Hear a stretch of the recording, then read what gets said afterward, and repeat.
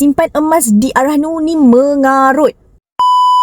Walaupun pakai terma upah simpan, tapi Arahnu bukan tempat untuk simpan emas. Ingat tu, Arahnu adalah tempat untuk kita dapatkan pinjaman dan jadikan emas milik kita sebagai cagaran. Bila dapatkan pinjaman, ada kos yang perlu ditanggung oleh pemilik emas, iaitu caj pinjaman yang dipanggil upah simpan untuk dijadikan ipatut syariah.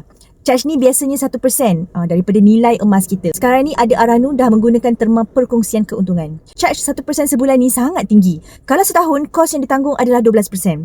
Kalau emas kita bernilai RM10,000, maka caj yang dikenakan pada kita adalah RM1,200 setahun. Kalau ambil kira purata kenaikan harga emas 10% setahun, maknanya kita mengalami kerugian. Tak capai pun matlamat tabungan emas tu. Jadi, janganlah terjebak dengan menyimpan emas dekat Arahnu tanpa sebab kukuh, sebab ia sangat-sangat tak berbaloi. Boleh gadai emas jika memerlukan maksimum 6 bulan tanpa perlu salin surat. Jika rasa tak mampu ambil dalam masa 6 bulan, boleh fikirkan untuk jual je, kecuali emas tersebut ada sentimental value. Tapi untuk gadai emas sebagai tempat menyimpan emas, ia adalah sangat-sangat mengarut.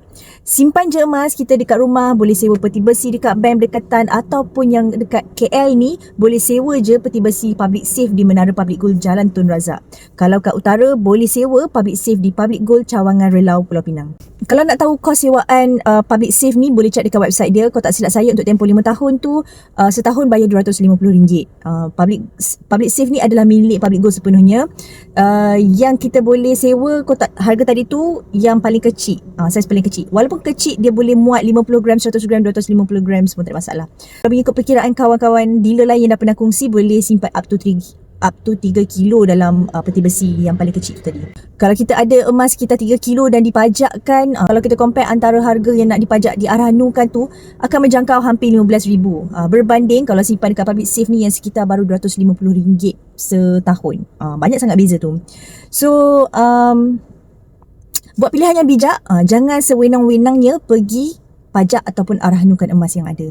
Okey, semoga info ni bermanfaat. Jangan lupa untuk like, share dan save. Yang belum follow, boleh follow dulu. I'll see you in my next video. Bye.